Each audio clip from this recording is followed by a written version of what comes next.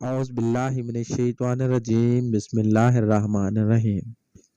اللہ پاک کے نام سے شروع کرتا ہوں جو بڑا مہربان اور نہایت رحم کرنے والا ہے۔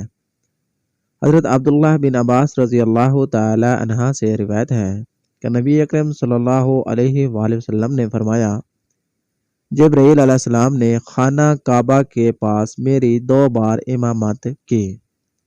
پہلی بار انہوں نے ظہر اس وقت پڑھی جب سورج ڈھل گیا اور سایہ جوتے کے تسمہ کے برابر ہو گیا۔ پھر عصر اس وقت پڑھی جب ہر چیز کا سایہ اس کے ایک مثل ہو گیا۔ پھر مغرب اس وقت پڑھی جب سورج ڈوب گیا اور روزے دار نے روزہ افطار کر لیا۔ پھر عشاء اس وقت پڑھی جب شفیق غائب ہو گئی۔ پھر نماز فجر اس وقت پڑھی جب فجر روشن ہو گئی اور روزہ دار پر کھانا پینا حرام ہو گیا۔ دوسری بار ظہر کل کی عصر کے وقت پڑھی جب ہر چیز کا سایہ اس کی مثل ہو گیا۔ پھر عصر اس وقت پڑھی جب ہر چیز کا سایہ اس کے 2 مثل ہو گیا۔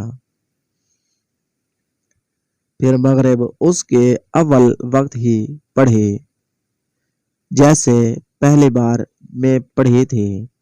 پھر عشاء اس وقت پڑھی جب ایک تنہائی رات گزر گئی۔ پھر فجر اس وقت پڑھی جب اجالا ہو گیا۔